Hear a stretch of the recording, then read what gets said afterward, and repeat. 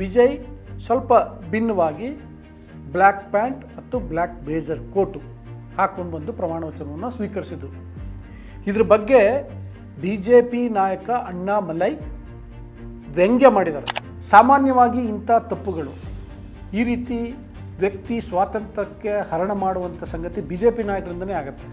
ಊಟದ ಬಗ್ಗೆ, ಡ್ರೆಸ್ ಬಗ್ಗೆ, ಭಾಷೆಯ ಬಗ್ಗೆ, ನಾನು ಫಕೀರ ಅಂತ ಹೇಳ್ಕೊಳ್ಳುವಂತಹ ಮೋದಿ ಧರಿಸುವಂಥ ಬಟ್ಟೆಗಳು ಹೇಗಿರ್ತವೆ ಅಂತ ನೀವೆಲ್ಲ ನೋಡಿದಿರಿ. ನೋಡಿ, ಮುಖ್ಯಮಂತ್ರಿಯಾಗಿ ವಿಜಯ್ ಅವರನ್ನು ಆಯ್ಕೆ ಮಾಡ್ಕೊಂಡಿದ್ದಾರೆ. ಪ್ರತಿಪಕ್ಷದ ನಾಯಕನನ್ನಾಗಿ ಇನ್ನೊಬ್ಬ ಯುವ ನಾಯಕ ಉದಯನಿಧಿ ಸ್ಟಾಲಿನ್ ಅವರನ್ನು ಆಯ್ಕೆ ಮಾಡ್ಕೊಂಡಿದ್ದಾರೆ. ದ್ರಾವಿಡ ಸಂಸ್ಕೃತಿ, ಅವರ ಆ ಸಂಸ್ಕೃತಿ, ಅಸ್ಮಿತೆ, ಪ್ರಾದೇಶಿಕತೆ, ಭಾಷೆ ಎಲ್ಲ ವಿಷಯಗಳಲ್ಲಿ ಒಂಥರ ಅವ್ರಿಗೆ ಅಭಿಮಾನ ಜಾಸ್ತಿ. ಯುವಕರನ್ನು ರೆಪ್ರೆಸೆಂಟ್ ಮಾಡಬೇಕಾಗಿದ್ದಂತಹ ಅಣ್ಣಾಮಲೈ ಯುವಕರಿಗೆ ತಮಿಳುನಾಡಿನ ರಾಜಕಾರಣ ಸಿಕ್ಕಂತಹ ಸಂದರ್ಭದಲ್ಲಿ ಇನ್ನೊಬ್ಬ ಯುವಕನನ್ನು ಈ ರೀತಿ ಕಾಲಿಳಿಯೋದಿಲ್ಲ, ಇದು ಸರಿನಾ ಅನ್ನುವಂಥ ಪ್ರಶ್ನೆ. ನಾವು ನಿಮ್ಮಂತೆ ಅಂತ ಬಿಂಬಿಸ್ಕೊಳ್ಳಿಕ್ಕೆ ಪ್ರಯತ್ನ ಮಾಡುವಂತಹ ರಾಜಕಾರಣಿಗಳು ಬಿಳಿ ಶರ್ಟು, ಬಿಳಿ ಪಂಚೆಯನ್ನೇ ಹಾಕ್ತಾರೆ. ಅತಿ ಹೆಚ್ಚು ಮತ ಆಗಿದೆ ಅಂದರೆ ಅದಕ್ಕೆ ಕಾರಣ ಯುವಕರು ಹೆಚ್ಚಿನ ಸಂಖ್ಯೆಯಲ್ಲಿ ಮತ ಹಾಕಿದ್ದಾರೆ ಮತ್ತು ತಮ್ಮ ಪೋಷಕರಿಗೆ ಮತ ಹಾಕುವಂತೆ ಪ್ರೇರೇಪಿಸಿದ್ದಾರೆ. ನಮಸ್ಕಾರ, ವಾರ್ತಾ ಭಾರತೀಯ ವೀಕ್ಷಕರಿಗೆ ಈ ಸ್ಪೆಷಲ್ ಎಕ್ಸ್ಪ್ಲೈನರ್ಗೆ ಸ್ವಾಗತ. ನಾನು ಧರಣೀಶ್ ಪಕ್ಕನಕೆರೆ. ದಳಪತಿ ವಿಜಯ್ ಅವರು ತಮಿಳುನಾಡಿನ ಮುಖ್ಯಮಂತ್ರಿಯಾಗಿ ಪ್ರಮಾಣ ವಚನ ಸ್ವೀಕರಿಸುವಂತಹ ಸಂದರ್ಭದಲ್ಲಿ ಬ್ಲ್ಯಾಕ್ ಬ್ಲೇಸರ್, ಬ್ಲ್ಯಾಕ್ ಪ್ಯಾಂಟ್ ಮತ್ತು ವೈಟ್ ಶರ್ಟನ್ನು ಹಾಕಿದರು. ಸಾಮಾನ್ಯವಾಗಿ ತಮಿಳುನಾಡಿನಲ್ಲಿ, ಅದರಲ್ಲೂ ಇತ್ತೀಚಿನ ವರ್ಷಗಳಲ್ಲಿ ತಮಿಳುನಾಡಿನ ರಾಜಕಾರಣಿಗಳೆಲ್ಲರೂ, ಮುಖ್ಯಮಂತ್ರಿ ಮಾತ್ರ ಅಲ್ಲ, ಬಿಳಿ ಶರ್ಟು, ಬಿಳಿ ಪಂಚೆಯನ್ನು ತೊಡ್ತಿದ್ರು. ವಿಜಯ್ ಸ್ವಲ್ಪ ಭಿನ್ನವಾಗಿ ಬ್ಲ್ಯಾಕ್ ಪ್ಯಾಂಟ್ ಮತ್ತು ಬ್ಲ್ಯಾಕ್ ಬ್ಲೇಸರ್ ಕೋಟು ಹಾಕ್ಕೊಂಡು ಬಂದು ಪ್ರಮಾಣ ವಚನವನ್ನು ಸ್ವೀಕರಿಸಿದರು. ಇದ್ರ ಬಗ್ಗೆ BJP ನಾಯಕ ಅಣ್ಣಾಮಲೈ ವ್ಯಂಗ್ಯ ಮಾಡಿದ್ದಾರೆ, ಟಾಂಗ್ ಕೊಟ್ಟಿದ್ದಾರೆ. ನಿಜಕ್ಕೂ ವಿಜಯ್ ಅವರ ಬಟ್ಟೆಯ ಬಗ್ಗೆ ಅಣ್ಣಾಮಲೈ ಓದ್ಕೊಂಡಿರುವಂಥವರು ವ್ಯಂಗ್ಯ ಮಾಡಿದ್ದು ಸರಿನಾ ಎನ್ನುವಂಥ ಪ್ರಶ್ನೆ ಈಗ ಸಾಮಾಜಿಕ ಜಾಲತಾಣಗಳಲ್ಲಿ ಚರ್ಚೆ ಆಗ್ತಿದೆ. ಅದ್ರ ಬಗ್ಗೆ ಹೇಳ್ತೀನಿ. ಅದಕ್ಕೂ ಮೊದಲು ನಾನು ನಿಮಗೆ ರಿಕ್ವೆಸ್ಟ್ ಮಾಡ್ತೀನಿ, ನೀವು ಇನ್ನೂ ವಾರ್ತಾ ಭಾರತಿಯನ್ನು ಸಬ್ಸ್ಕ್ರೈಬ್ ಮಾಡಿಲ್ಲ ಅಂದರೆ ದಯವಿಟ್ಟು ಸಬ್ಸ್ಕ್ರೈಬ್ ಮಾಡಿ, ಲೈಕ್ ಮಾಡಿ, ಶೇರ್ ಮಾಡಿ, ಬೆಲ್ ಬಟನನ್ನು ಪ್ರೆಸ್ ಮಾಡಿ. ವೀಕ್ಷಕರೇ, ತಮಿಳುನಾಡಿಂದು ಅದು ಅದರ ಒಂದು ಬೇರೆ ಥರದೇ ಆದಂಥ ಒಂದು ಕಲ್ಚರ್, ದ್ರಾವಿಡ ಸಂಸ್ಕೃತಿ. ಅವರ ಆ ಸಂಸ್ಕೃತಿ, ಅಸ್ಮಿತೆ, ಪ್ರಾದೇಶಿಕತೆ, ಭಾಷೆ ಎಲ್ಲ ವಿಷಯಗಳಲ್ಲಿ ಒಂಥರ ಅವ್ರಿಗೆ ಅಭಿಮಾನ ಜಾಸ್ತಿ. ಸ್ವಲ್ಪ ವಿಷಯದಲ್ಲಿ ಕಟ್ಟರ್ ಅಂತೀವಲ್ಲ ಹಾಗೆ. ಅದೇ ರೀತಿ ಬಟ್ಟೆ ವಿಷಯದಲ್ಲೂ ಅವರು ಬಿಳಿ ಅಂಗಿ, ಬಿಳಿ ಪಂಚೆ, ಅದರಲ್ಲೂ ರಾಜಕಾರಣಿಗಳು ಜನರ ಮಧ್ಯೆ ಜನರಂತೆ ಇರಲಿಕ್ಕೆ ಬಯಸುವಂತಹ ರಾಜಕಾರಣಿಗಳು, ಅಥವಾ ನಾವು ನಿಮ್ಮಂತೆ ಅಂತ ಬಿಂಬಿಸ್ಕೊಳ್ಳಿಕ್ಕೆ ಪ್ರಯತ್ನ ಮಾಡುವಂತಹ ರಾಜಕಾರಣಿಗಳು ಬಿಳಿ ಶರ್ಟು, ಬಿಳಿ ಪಂಚೆಯನ್ನೇ ಹಾಕ್ತಾರೆ. ಮುಖ್ಯಮಂತ್ರಿ ಆಗಿದ್ದವರು ಕೂಡ ಅದೇ ರೀತಿ ಹಾಕ್ತಾರೆ. ಇತ್ತೀಚೆಗೆ ಸ್ಟಾಲಿನ್ ಉದಾಹರಣೆ. ಓಕೆ, ಆದರೆ ವಿಜಯ್ ಅವರು ಪ್ರಮಾಣ ವಚನ ಸ್ವೀಕರಿಸುವಂಥ ಸಂದರ್ಭದಲ್ಲಿ ಕಪ್ಪು ಕೋಟು ಮತ್ತು ಕಪ್ಪು ಪ್ಯಾಂಟನ್ನು ಹಾಕಿದರು. ಇಲ್ಲಿ ಬಣ್ಣದ ಬಗ್ಗೆ ಅವರು ಅಣ್ಣಾಮಲೈ ಚರ್ಚೆ ಮಾಡಿಲ್ಲ, ಅದಕ್ಕೆ ವಿರೋಧನೂ ಮಾಡಿದಿದ್ರೆ ಅದು ಇನ್ನೊಂದು ತಪ್ಪಾಗ್ತಿತ್ತು. ಪ್ಯಾಂಟು ಮತ್ತು ಕೋಟ್ ಹಾಕಿದ್ರ ಬಗ್ಗೆ ವ್ಯಂಗ್ಯ ಮಾಡಿದ್ದಾರೆ. ಒಂದು ಖಾಸಗಿ ಚಾನಲ್ನಲ್ಲಿ ಮಾತನಾಡ್ತಿದ್ದಂತಹ ಅಣ್ಣಾಮಲೈ, ತಮಿಳುನಾಡಿನಲ್ಲಿ ಈ ಪ್ರವಾಹ ಪರಿಸ್ಥಿತಿ ಜಾಸ್ತಿ, ಮಳೆಗಾಲದಲ್ಲಿ ತುಂಬ ಸಮಸ್ಯೆ ಆಗುತ್ತೆ. ಆ ಸಂದರ್ಭದಲ್ಲಿ ಮುಖ್ಯಮಂತ್ರಿಗಳು ಪ್ರವಾಹ ಪೀಡಿತ ಪ್ರದೇಶಕ್ಕೆ ಹೋಗಿ ಅಲ್ಲಿನ ಸಮಸ್ಯೆಯನ್ನು ನೋಡಿ ಅದಕ್ಕೆ ಪರಿಹಾರ ಕಾರ್ಯಕ್ರಮಗಳನ್ನು ಮಾಡಬೇಕಲ್ಲ, ಅದಕ್ಕೆ ಸೂಚಿಸೋದು ಅಧಿಕಾರಿಗಳಿಗೆ, ಆಮೇಲೆ ಕೆಲವೊಮ್ಮೆ ಪರಿಹಾರ ಘೋಷಣೆ ಮಾಡೋದು, ಈ ಥರದ್ದೆಲ್ಲವನ್ನು ಮಾಡ್ತಾರೆ. ಸೊ ಅಂಥ ಸಂದರ್ಭ ವಿಜಯ್ಗೆ ಬಂದರೆ ಇವರೇನು ಪ್ಯಾಂಟು ಶರ್ಟ್ ಹಾಕ್ಕೊಂಡು ಹೋಗಿ ನೋಡ್ತಾರಾ ಅಂತ ವ್ಯಂಗ್ಯ ಮಾಡಿದ್ದಾರೆ.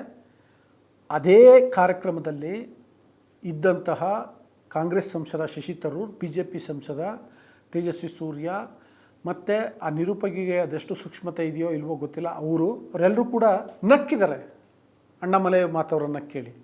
ಅಣ್ಣಾಮಲೈ ತಮಿಳುನಾಡಿನ ಮುಖ್ಯಮಂತ್ರಿಯ ದಿರಿಸಿನ ಬಗ್ಗೆ ಆಡಿದಂತಹ ಲಘುವಾದ ಮಾತುಗಳ ಬಗ್ಗೆ, ಕಟುವಾದ ಮಾತುಗಳ ಬಗ್ಗೆ, ಟೀಕಾತ್ಮಕ ಮಾತುಗಳಿಗೆ ಮತ್ತು ವ್ಯಂಗ್ಯದ ಮಾತುಗಳಿಗೆ ನಕ್ಕಿದ್ದಾರೆ. ಅದು ಕೂಡ ಸಂವೇದನೆ ಇಲ್ಲದೇ ಇರುವಂತಹ ವರ್ತನೆ. ಅವ್ರು ಬಿಡಿ. ಅಣ್ಣಾಮಲೈ ನೋಡಿ, IPS ಆಫೀಸರ್, ಓದ್ಕೊಂಡಿದ್ದಾರೆ. ನಾನು ಸಾರ್ವಜನಿಕ ಜೀವನದಲ್ಲಿ ಇನ್ನೂ ಪರಿಣಾಮಕಾರಿಯಾಗಿ ತೊಡಗಿಸ್ಕೊಳ್ಬೇಕು ಅನ್ನೋ ಕಾರಣಕ್ಕೋಸ್ಕರ IPS ಹುದ್ದೆಗೆ ರಾಜೀನಾಮೆಯನ್ನು ನೀಡಿ ತಮಿಳುನಾಡಿನ ರಾಜಕಾರಣದಲ್ಲಿ ತೊಡಗಿಸ್ಕೊಂಡಿದ್ದಾರೆ, BJP ಸೇರಿದ್ದಾರೆ. ಈ ಸಲ ಅವ್ರಿಗೆ ಟಿಕೆಟ್ ಕೊಡಲಿಲ್ಲ, ಅದು ಯಾವ ಕಾರಣಕ್ಕೆ ಕೊಡಲಿಲ್ವೋ ಅದು ಬೇರೆ ವಿಷಯ. ಅಂಥವರು ಈ ರೀತಿಯ ಮಾತುಗಳನ್ನು ಆಡಿದ್ದಾರೆ. ಮುಖ್ಯಮಂತ್ರಿ ಧರಿಸುವಂತಹ ಬಟ್ಟೆಯ ಬಗ್ಗೆ ಮಾತನಾಡಿದ್ದಾರೆ. ಇದೇ ಅಣ್ಣಾಮಲೆಯವರು ಒಂದು ಕ್ಷಣನಾದರೂ ಆತ್ಮ ವಿಮರ್ಶೆಯನ್ನು ಮಾಡ್ಕೊಳ್ಬೇಕಲ್ವಾ? ಯಾಕೆ ಈ ಮಾತು ಹೇಳ್ತಿದ್ದೀನಿ ಅಂತಂದರೆ, ಅಣ್ಣಾಮಲೈ ನಮ್ಮ ನಾಯಕ ಅಂತ ಹೆಮ್ಮೆಯಿಂದ ಗಟ್ಟಿಯಾಗಿ ಹೇಳುವಂತಹ ನರೇಂದ್ರ ಮೋದಿ ದಿರಿಸಿನ ಬಗ್ಗೆ ದೇಶಾದ್ಯಂತ ಎಂಥ ಚರ್ಚೆ ಆಗ್ತಿದೆ, ಭಾಳ ದೊಡ್ಡ ಮಟ್ಟದ ಚರ್ಚೆ ಆಗ್ತಿದೆ. ನಾನು ಫಕೀರ ಅಂತ ಹೇಳ್ಕೊಳ್ಳುವಂತಹ ಮೋದಿ ಧರಿಸುವಂಥ ಬಟ್ಟೆಗಳು ಹೇಗಿರ್ತವೆ ಅಂತ ನೀವೆಲ್ಲ ನೋಡಿದಿರಿ. ಸೊ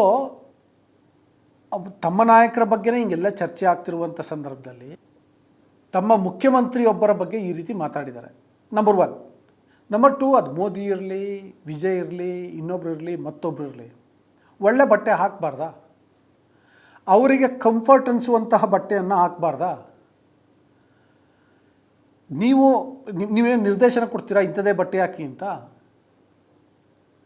ಬಟ್ಟೆ ಅವ್ರಿಷ್ಟ ತಾನೇ, ಊಟ ಆಗಲಿ ಬಟ್ಟೆ ಆಗಲಿ. ಏನೋ ಅವ್ರು ಕಂಫರ್ಟ್ಗೆ ಹಾಕ್ಕೊಂಡಿದ್ದಾರೆ, ಅವ್ರಿಗೆ ಚೆನ್ನಾಗಿ ಅಂತ ಅನಿಸಿದೆ ಹಾಕ್ಕೊಂಡಿದ್ದಾರೆ.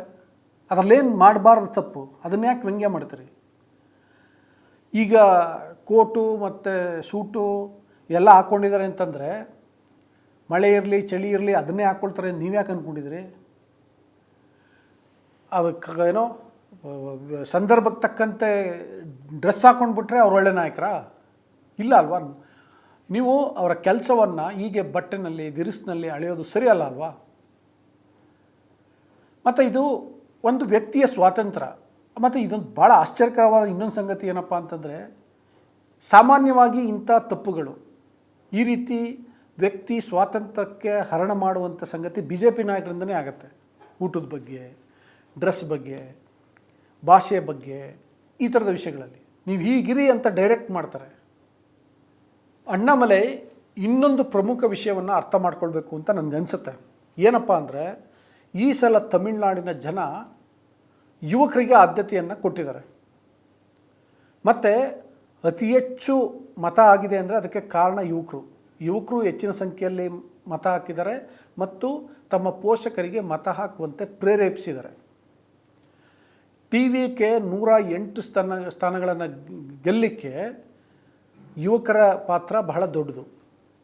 ನೋಡಿ, ಮುಖ್ಯಮಂತ್ರಿಯಾಗಿ ವಿಜಯ್ ಅವರನ್ನು ಆಯ್ಕೆ ಮಾಡಿಕೊಂಡಿದ್ದಾರೆ. ಪ್ರತಿಪಕ್ಷದ ನಾಯಕನನ್ನಾಗಿ ಇನ್ನೊಬ್ಬ ಯುವ ನಾಯಕ ಉದಯನಿಧಿ ಸ್ಟಾಲಿನ್ ಅವರನ್ನು ಆಯ್ಕೆ ಮಾಡಿಕೊಂಡಿದ್ದಾರೆ.